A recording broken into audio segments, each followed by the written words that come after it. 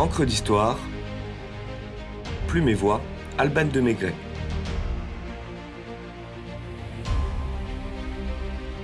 Quand on parle du loup.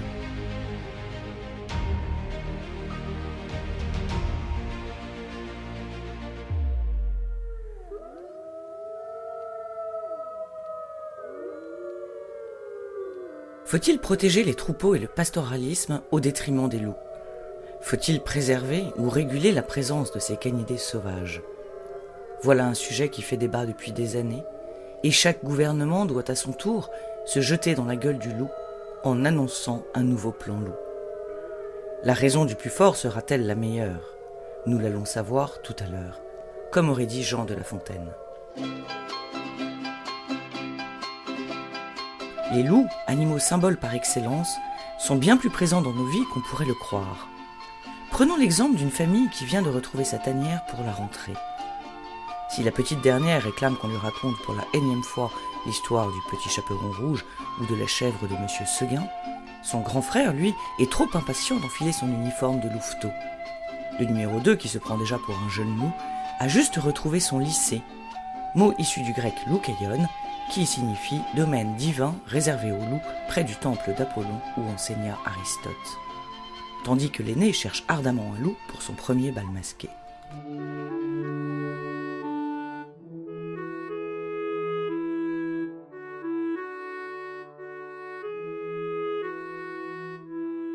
Stigmatisé depuis le Moyen-Âge dans les sociétés judéo-chrétiennes, le loup n'a pas toujours été la bête féroce et mangeuse d'hommes que les contes pour enfants décrivent. Protecteur ou destructeur, promoteur céleste ou créature démoniaque, ce canidé ambigu est, selon les mythologies et religions, vénéré, admiré ou redouté. Comment un animal bien plus craintif de l'homme que l'homme ne devrait l'être de lui a-t-il pu, par propagation d'une peur collective erronée, devenir le grand méchant loup? C'est ignorer que le premier animal domestiqué par l'homme, comme l'attestent des peintures rupestres de la toute fin du Paléolithique, est le loup. C'est oublier que le chien, meilleur ami de l'homme, est un descendant direct de ses premiers loups apprivoisés. C'est nier que l'homme se nourrit lui aussi d'animaux. C'est nier surtout que le premier prédateur du loup demeure l'homme. Chasseur comme l'homme, observateur comme l'homme, organisé comme l'homme, vivant en meute hiérarchisée comme l'homme vit en tribu, le loup incarne, sinon le concurrent, le modèle. Partageant les mêmes valeurs sociétales et familiales, seuls l'homme et le loup peuvent régner en maître sur la faune de l'hémisphère nord, cohabitant ou s'affrontant. En ce sens, l'animal inspire l'estime ou l'admiration plus que la haine, et devient l'incarnation d'un certain nombre de vertus.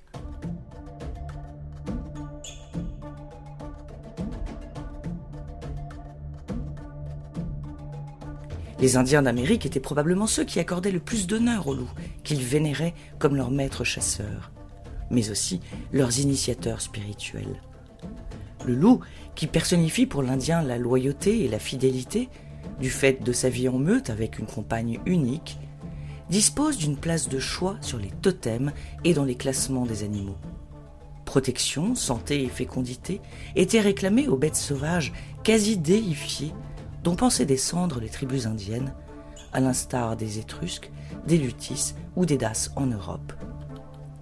Parmi les qualités reconnues au loup, outre la fidélité et l'intelligence, on peut recenser le courage, la dignité, la ténacité, la liberté, l'adaptabilité, l'incorruptibilité, l'intuition, la discrétion. Ainsi, la force et le pouvoir exceptionnel du loup le présentent souvent comme un guide initiatique.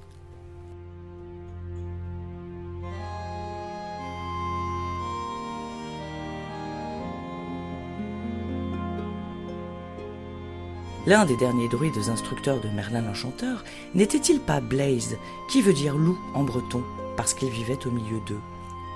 Romulus et Rémus, les fondateurs de Rome, n'ont-ils pas été élevés par Lupa, la louve nourricière devenue le symbole de Rome? Le dieu celtique Lugh et le dieu germanique Odin n'avaient-ils pas toujours deux loups à leurs pieds? Les Grecs ne vénéraient-ils pas les jumeaux Apollon et Artémis? Sûr que leur mère Leto a vu le loup en la présence de Zeus. On dit qu'Héra, par vengeance, aurait transformé en louve la maîtresse de son mari. Il n'est d'ailleurs pas rare de voir le qualitif de Lykéios accolé à la déesse de la chasse et au dieu de la poésie, faisant d'eux des dieux loups. Le temple d'Apollon à Delphes était gardé par un loup de bronze en souvenir du véritable loup qui avait protégé le trésor du dieu de la purification et de la jeunesse éternelle. Gengis Khan, le grand conquérant mongol, n'était-il pas le fils du loup bleu? Et plus récemment, en Turquie, Mustafa Kemal, dit Atatürk, le père de tous les Turcs, n'était-il pas aussi surnommé le loup gris d'Angora?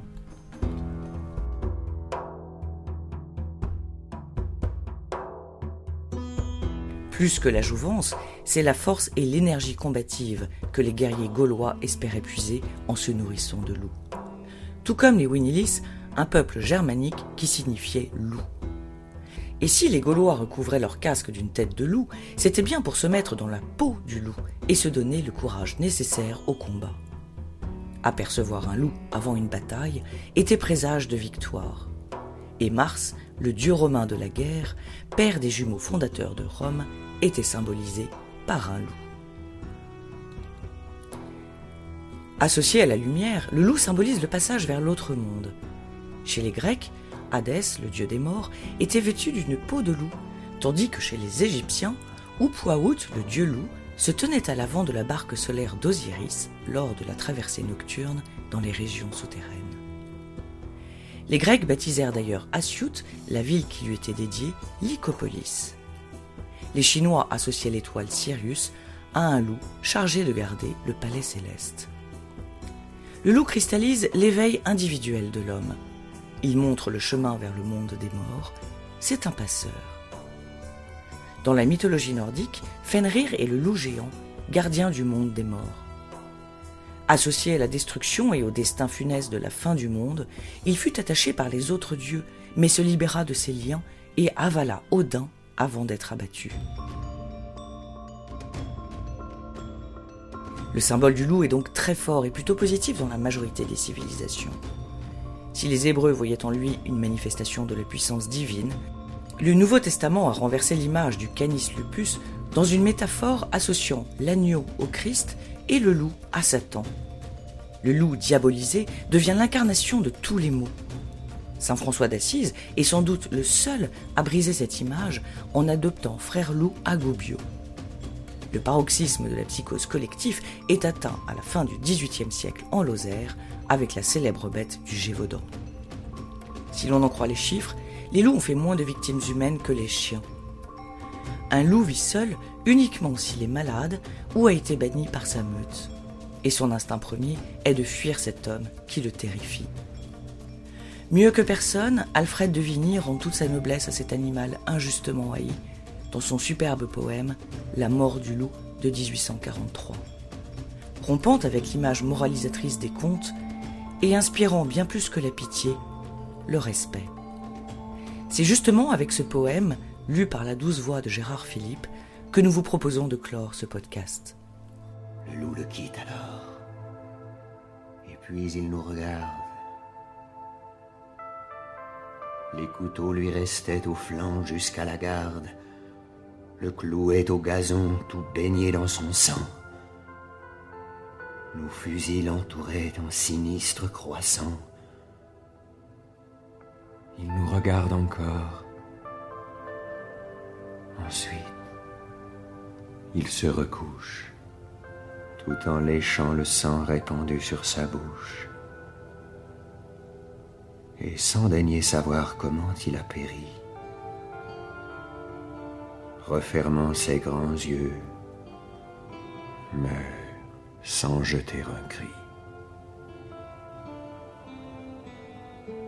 J'ai reposé mon front sur mon fusil sans poudre, me prenant à penser, et n'ai pu me résoudre à poursuivre sa louve et ses fils, qui tous trois avaient voulu l'attendre.